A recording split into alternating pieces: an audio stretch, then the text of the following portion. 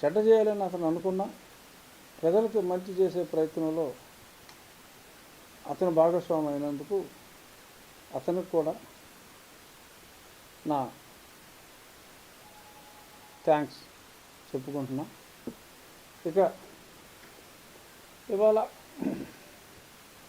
రోజు చెప్పే సమస్యలే ఈ పండగ రోజు మనం ఎక్కువ మాట్లాడుకుంటే ఈ 2 రోజులు మంచి వార్తలే చెప్దాం.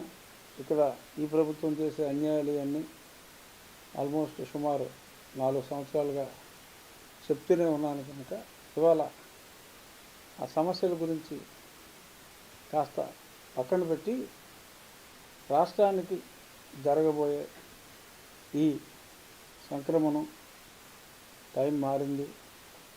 ఈ టైం మారిన తర్వాత మ్యాక్సిమం 3 నెలల కాలంలో రాబోయే ఎలక్షన్స్లో తప్పనిసరిగా తెలుగుదేశం జనసేన కూటమి అద్భుతమైన విజయాన్ని సాధించబోతోంది. ఎటువంటి సందేహం లేదు. నరసాపురం నియోజకవర్గం వరకు మనం చెప్పుకోవాలి అనుకుంటే 7కి 7 అసెంబ్లీ స్థానాలు ఖచ్చితంగా అద్భుతమైన మెజారిటీతో నెగ్గబోతున్నాం. రాష్ట్రంలో కూడా 135 స్థానాలు కనీసం, నేను చెప్పేది కనీసం 135 స్థానాలు గెలుచుకోబోతోంది ఈ కూటమి. ఇక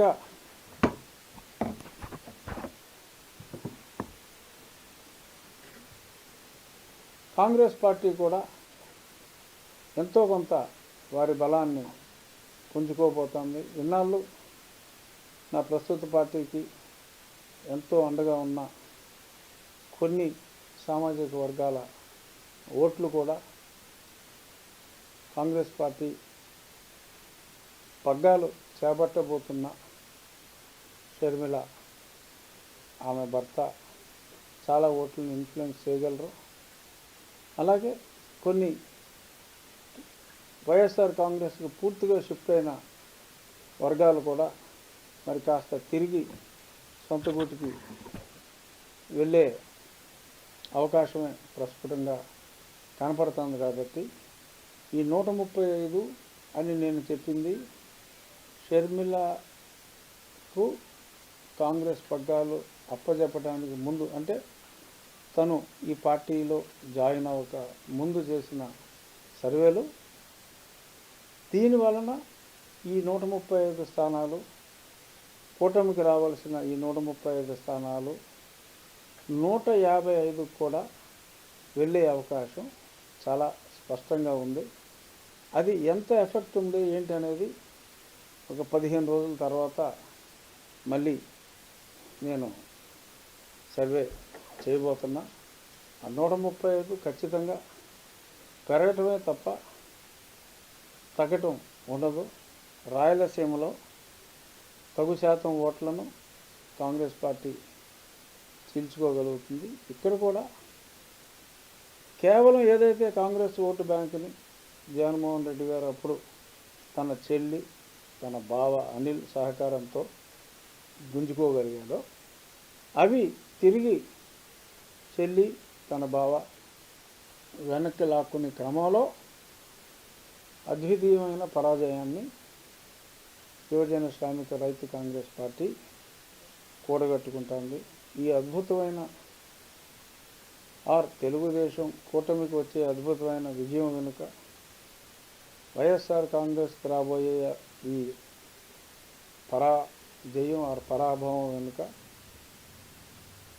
చంద్రబాబు నాయుడు గారు, పవన్ కళ్యాణ్ గారి పాత్ర ఎంతుందో, జగన్మోహన్ రెడ్డి గారు కూడా ఆయన పాత్ర ఈ విజయంలో, అంటే ఇప్పుడు ప్రతిపక్ష విజయంలో జగన్మోహన్ రెడ్డి గారి పాత్ర అంతే సమానంగా అంతకంటే ఎక్కువగా ఉందని చెప్పవచ్చు. ఎందుకంటే ఆయన విధ్వంసం సృష్టించటం జరిగింది. 98.7%, 99.7% పనులు చేసామని చెప్తారు కదా, చెప్పింది.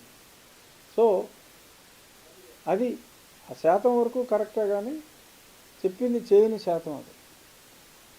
ఒక మద్య నిషేధం ఓటే అడగనని చెప్పారు, చెప్పి ఏం చేశారు? మద్య నిషేధం మీద 25 సంవత్సరాల పాటు మన తల తాకట్టు పెట్టి, మహిళల పుస్తులు తాకట్టు పెట్టి లోన్ తీసుకొచ్చారు. అలా ఏది చూసినా సరే ఈ ఎస్సీ ఎస్టీలకు ఉన్న 27 స్కీమ్స్ని పక్కన పడేశారు. వాళ్ళకి ఎన్నో లోన్లు వచ్చి స్కీములు ఉన్నాయి, అవన్నీ పక్కన పడేశారు. పక్కన పడేసి ఏదో ఆసరా అనే ఏదో ఒక స్కీమ్ తీసుకొచ్చి ఆ హెడ్లో ఇచ్చినవన్నీ ఆ కులాలకు ఇచ్చినట్టుగా చేశారు. వెనుకబడిన వర్గాలైన ఎస్సీ ఎస్టీకి ఉన్న స్పెసిఫిక్ బెనిఫిట్స్ని యావరేజ్ చేసి ఆ అమౌంట్, వాళ్ళకి దక్కవలసిన అమౌంట్ ఇప్పుడు 25% కూడా దక్కట్లా, వాళ్ళకి రావాల్సిన లోన్లు కూడా ఏమీ రావట్లేదు. సో వీటి వలన వాళ్ళు నిజాన్ని గ్రహించారు. ఇప్పుడు ఇక షర్మిలే కారణం కాదు, ఏదైతే చెప్పకుండా చేశానని మోసం చేస్తున్నారో ఆ మోసాన్ని ప్రజలు గ్రహించారు. అలాగే కరెంటు బిల్లు మీ గుండెల మీద చేతులు వేసుకోండి, మీరు